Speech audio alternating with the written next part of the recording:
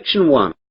You will hear a conversation between a man and a woman as the man joins a local library. First, you have some time to look at questions 1 to 5.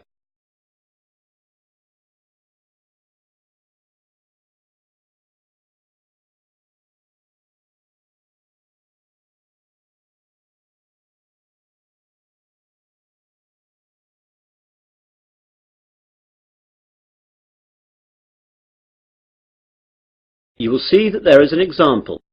This time only, the conversation relating to this will be played first.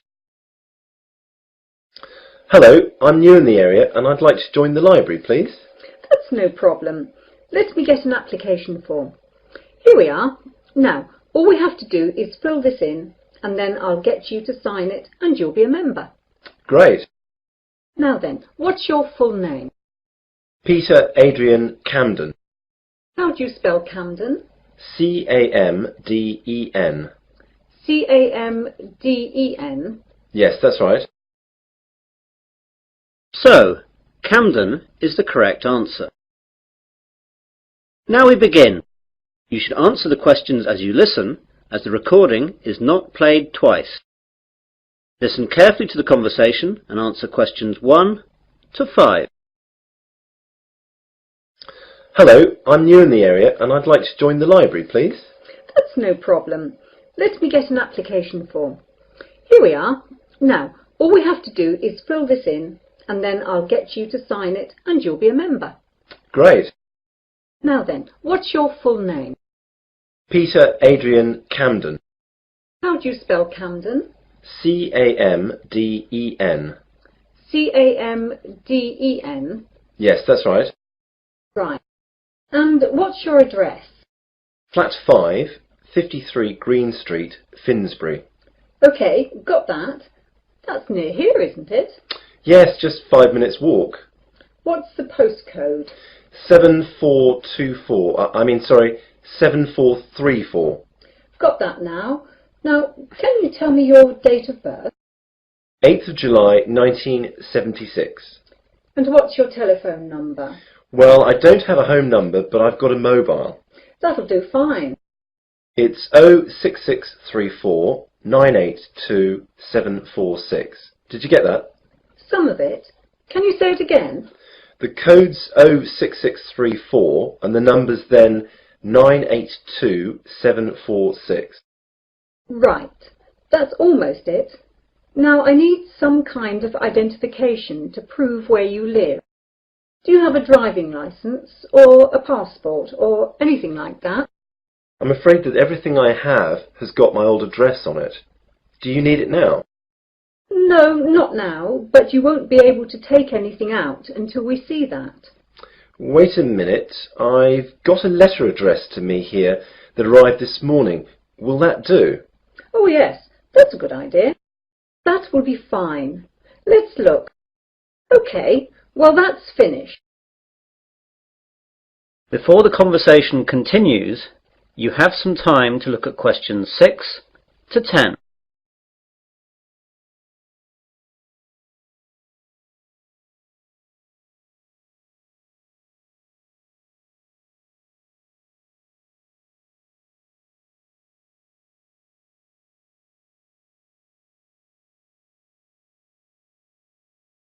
Now listen carefully and answer questions 6 to 10. Could I ask you a few questions? The council that runs the library is running a survey to find out what kind of books people prefer so that they can direct their buying. Yeah, no problem. OK, so what type of books do you like?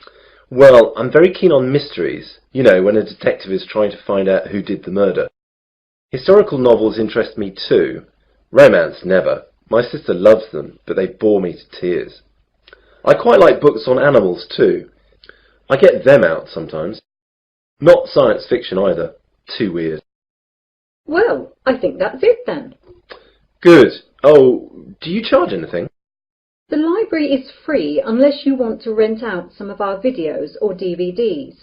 How much is that? Well, we rent videos out for $4 each and DVDs are $6. You must leave us a deposit of $60 as well. That's returnable, of course. I don't think I'll get any of those just yet. Can I pay later? Sure, just give the money in when you're ready to rent them out.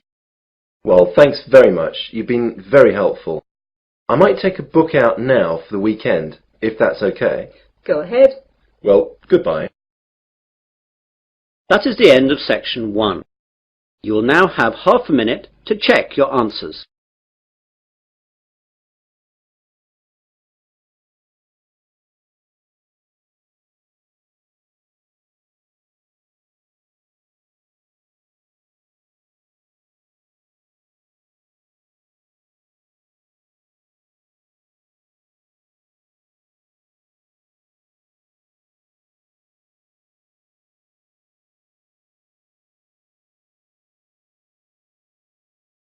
Now turn to section 2. Section 2. You will hear a radio presenter interviewing a doctor. First you have some time to look at questions 11 to 14.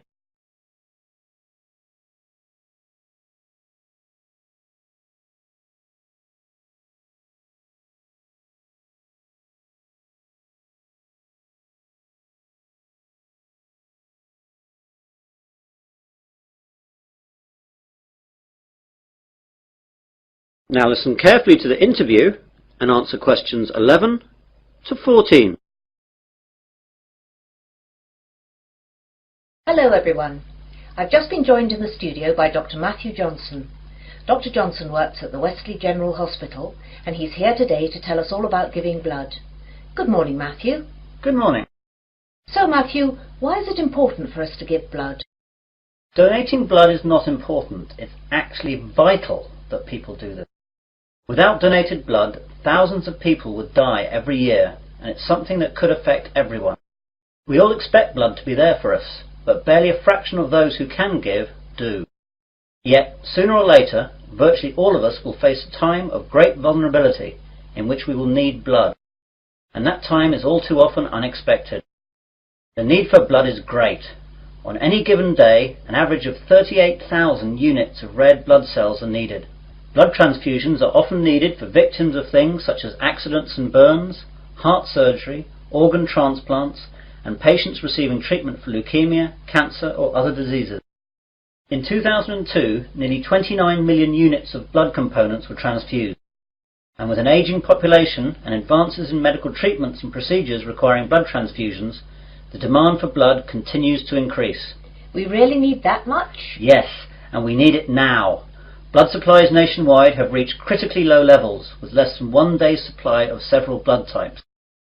Thousands of accident victims, cancer patients, premature babies, and countless others who need blood to stay alive are hoping you'll care enough to help them. All blood types are needed. You now have some time to look at questions 15 to 20.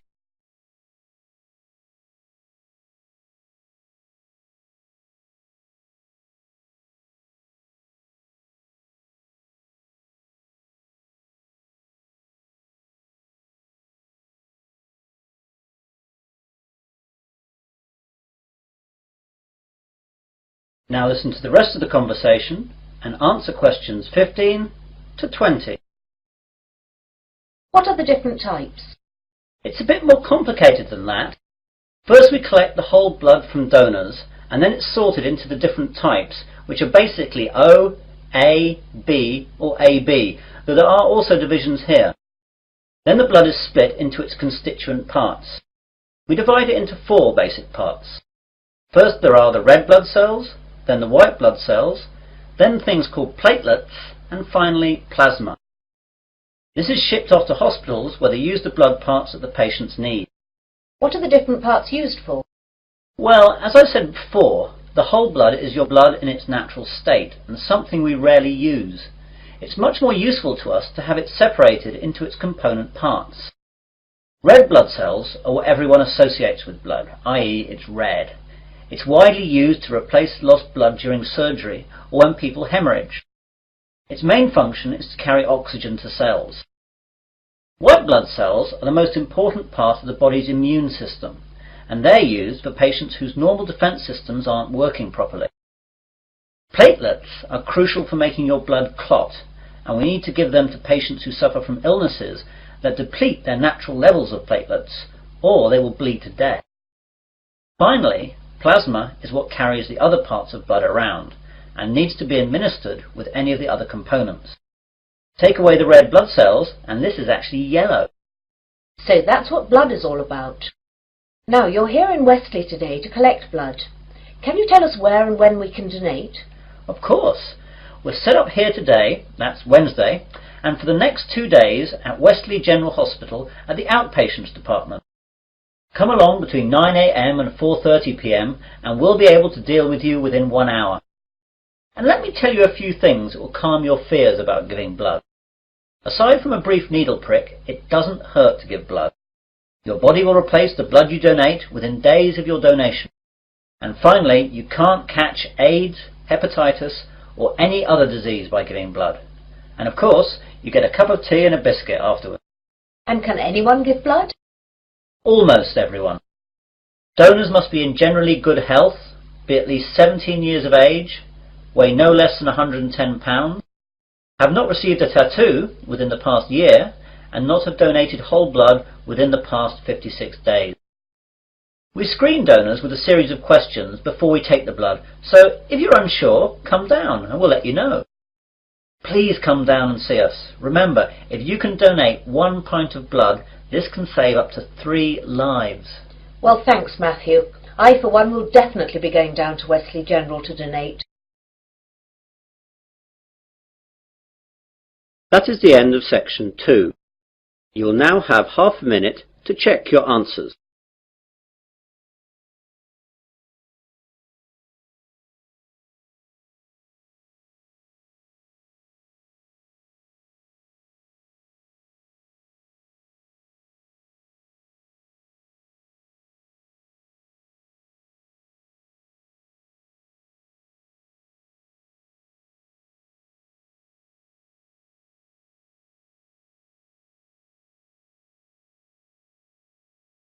Now turn to section 3.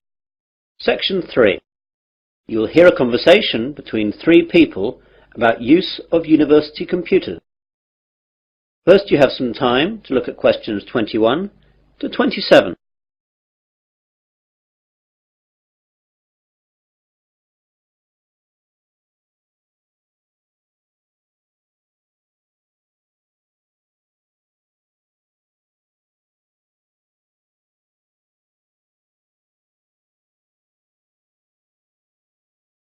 Now listen carefully and answer questions 21 to 27. Hello there, do you work in the computer room? Yes, I do. Can I help you? Well, I'm a first year and I know that I'll need to use the computer room for my work, as I don't have a computer of my own. So I thought I'd get down here and see what I have to do in order to get time on one of the university's computers. Okay, there are 4 computer labs open to undergraduates. The others can only be used by the staff and postgraduates. The names of the 4 labs you can use are Wimborne, Franklin, Salisbury and Court. Wimborne and Court are in this building, the Johnson building. Franklin is in the Computer Sciences building, and Salisbury is in the library. So I can use them whenever I like? Well, you can use them, but not whenever you like. As you can imagine, they're in quite a lot of demand, so you have to reserve your time on a computer. In each of the labs there is a reservation book, and you can reserve your time on a computer in that for 2 hours daily. If a computer is free, though, you can go on it straight away. It's quite straightforward, but be sure to always write your name in the reservation book in pen, or someone can rub it out and put their name in instead. Oh my God, does that really happen? I'm afraid so, and far more often than you would think. When people are stressed about their assignments, they'll do anything to get some time on the computers. Better not try it yourself, though, or you'll be banned from the computers for the rest of the academic year, and your password and username will be taken away. That reminds me, I've got to get a username and password. How do I go about that then? Well, what I'll do is to pass you over to my colleague Jane, as she's in charge of all that. Jane? Yes, Dave? I've got a new student here wanting to find out about usernames and passwords. Can you help him out with that? Yeah, sure. Hi there. Hi. Well, it's a straightforward process. First of all, tell me your name and I'll type it into the system. James Smith. Right, let me do that. You see, all students are automatically given a username and then they just choose a password themselves. OK, so your username is JamesSmith2. That's all small case. That means there must be more than one of you at the university at the moment. Well, what do you want your password to be? I think I'll choose biology, as that's the subject that I'm studying, though my girlfriend Mary will be upset that it's not her name I'm using. Well, that's all done. You can now use any of the 4 undergraduate computer labs. By the way, can I print out stuff at the labs? Yes, you can, but sometimes it's not quick. When you print, it goes into a queue and it'll be left in a tray in Franklin, as that's where all the main printers are. The good bit is that, although last year it cost 3p per page, now it doesn't cost you anything. You now have some time to look at questions 28 to 30.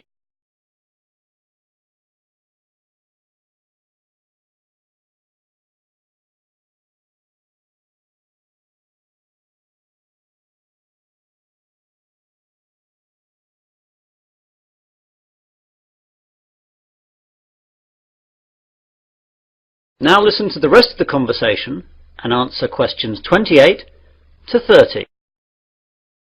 I don't really know much about computing. Is there any training available? Yes, we have introductory courses for all new students. There is beginner, intermediate and advanced. Which would you like to go for? Well, I have done some, but I don't know if I'm up to anything more than beginner. I'd better stick with that. Intermediate could be too tough. Well, your course is in Franklin then. We're in Court now. You know where that is. That's in this building too, isn't it? No, that's Wimborne you're thinking about. Franklin's over in the Computer Sciences building. Anything else?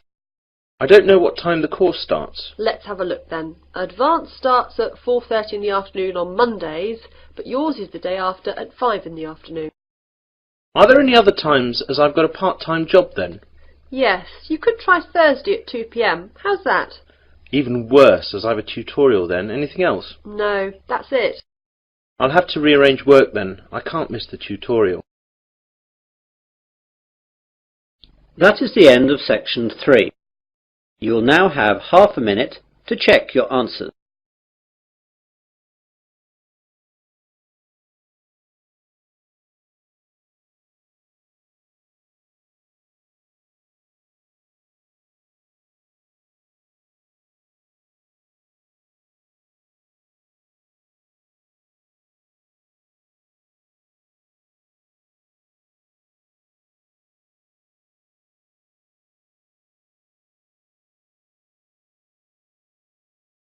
Now turn to section 4. Section 4. You will hear part of a university seminar given by a student. First you have some time to look at questions 31 to 40.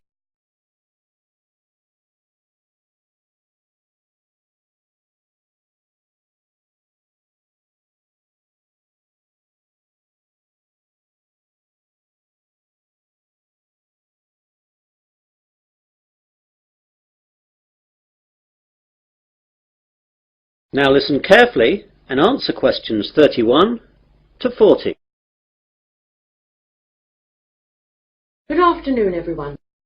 In today's seminar, we're going to continue listening to different students giving us a presentation on the subject of their term paper. Now, today is Hillary's turn.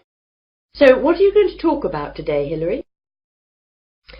Well, some of you will know that I was brought up when I was young in Japan, and I'm going to do my term paper on Japan's bullet trains, which have revolutionized their rail industry.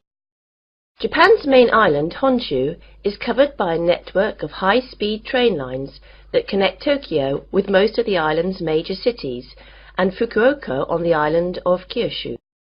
Japan's high-speed trains are called Shinkansen, but are known to us as bullet trains. The Japanese bullet train system is credited with being the world's first purpose-built high-speed railway, and the model and inspiration for all other similar type systems running today, such as the French TGV. The reputation it has earned for safety, speed, and punctuality is unsurpassed. I'd like to give you some figures about that. As regards safety, there has never been a death on the bullet train system since its inception in 1964. other than that caused by deliberate passenger misadventure. As far as speed is concerned, the bullet train holds the current world record for the fastest average speed between two station stops, which was 261.8 kph between Hiroshima and Kokura.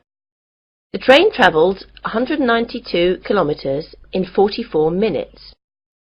This record is from the 500 series Nozomi trains, running at a maximum speed of 300 kilometres an hour between Shin Osaka and Hakata.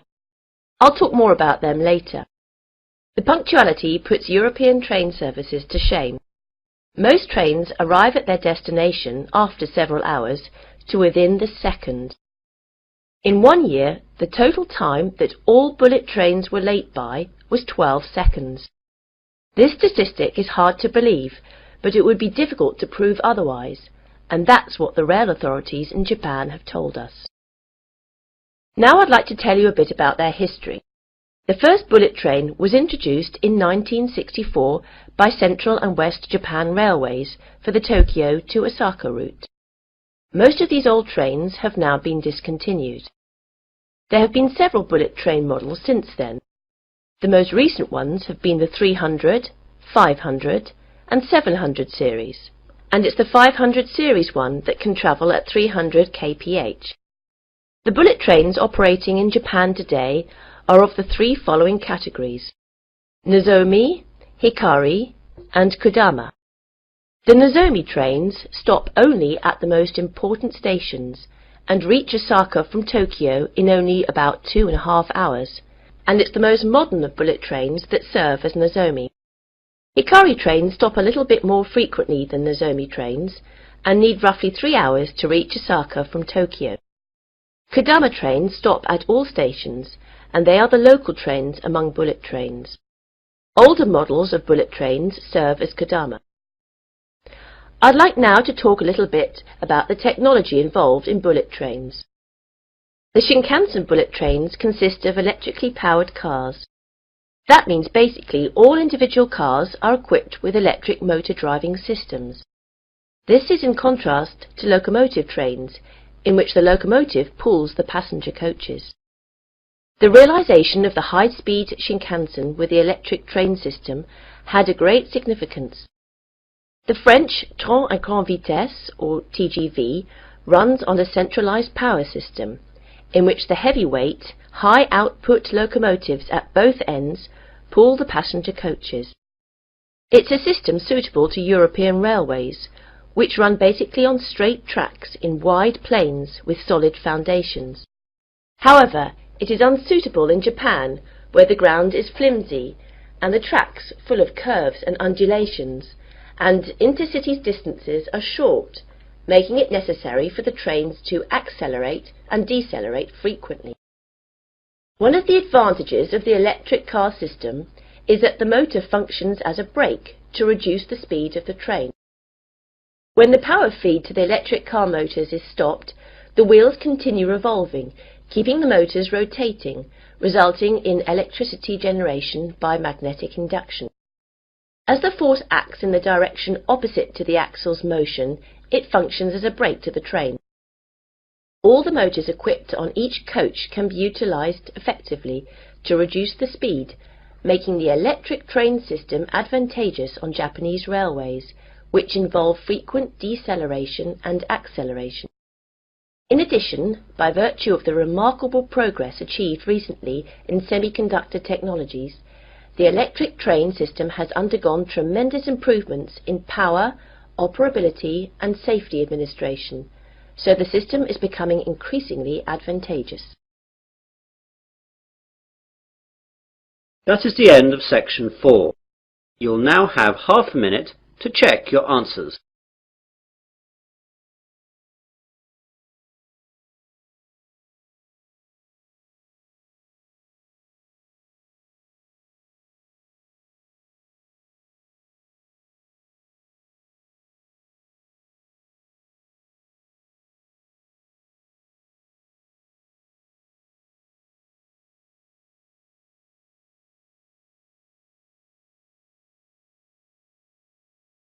That is the end of listening test In the Ielts test, you would now have 10 minutes to transfer your answers to the listening answer sheet.